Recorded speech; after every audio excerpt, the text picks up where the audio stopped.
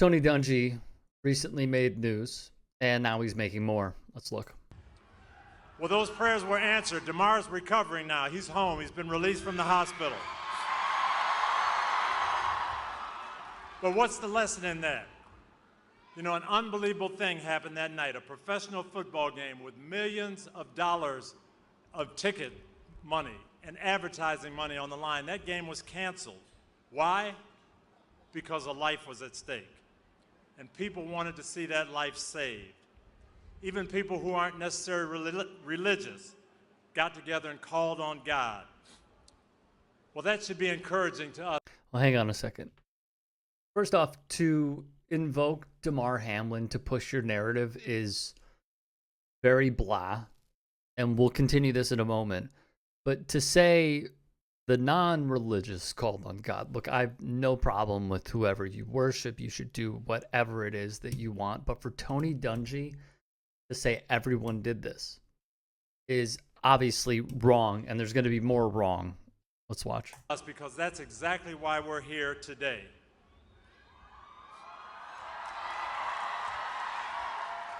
Because every day in this country, innocent lives are at stake. And the only difference is they don't belong to a famous athlete and they're not seen on national TV. But those lives are still important to God and in God's eyes.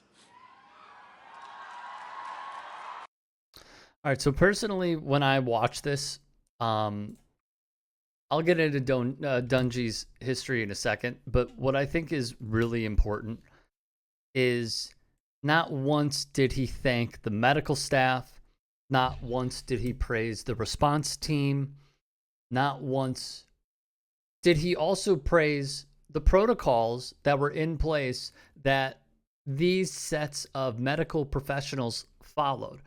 All he did was equate Damar Hamlin living to prayer. I think prayer is very important.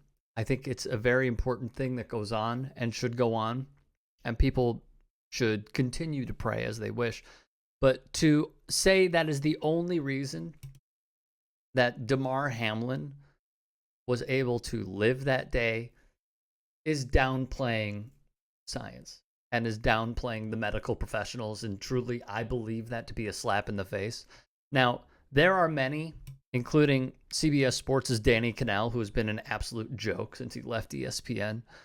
And he said a lot of hit pieces on Tony Dungy coming out in the last 24 hours. All I can say is, well, hang on a second. These are not hit pieces.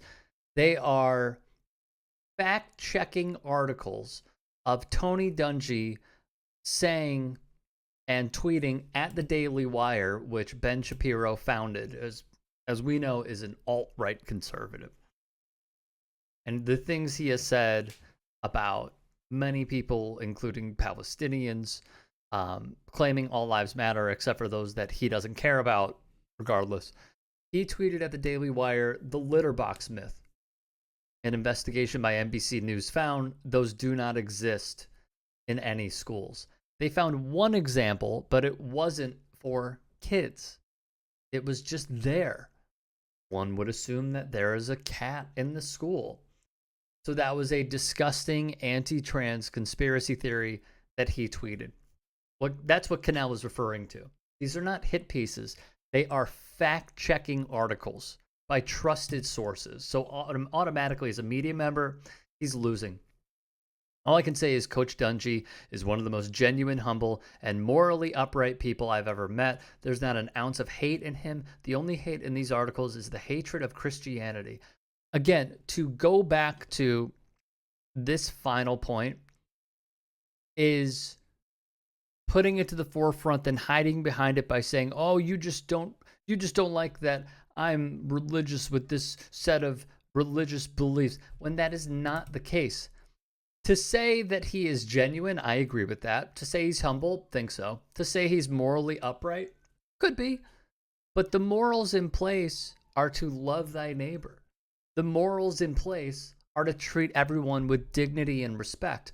What he has done is helped raise money for anti-LGBTQ institutions when he was with the Indianapolis Colts, fresh off winning the Super Bowl as well, where he went to a dinner. Previously, they had some 300 people participate in the dinner.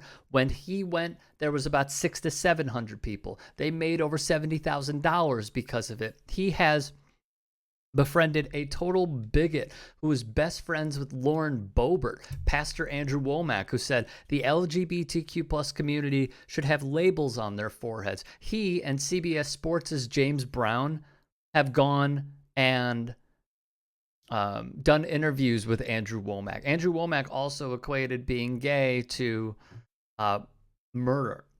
So to say that he is morally upright and then to say, oh, well, this goes against Christianity, not all Christians think this way. Not every single one. But then to use Damar Hamlin to push your agenda in this and not think the medical professionals, I think is troubling. He has also called being gay a lifestyle, making it seem like it's just a choice that someone makes, when really the science is behind that people are just born gay. It's not that big of a deal. Tony Dungy also said that he would never draft Michael Sam after he was the SEC Defensive Player of the Year, and he's only behind Aldon Smith and Shane Ray for the most sacks in a single season in Mizzou football history. Said he wouldn't draft him, but Ray Rice welcomed him with open arms. I don't like what Cannell is doing. I don't like how many have treated this as well.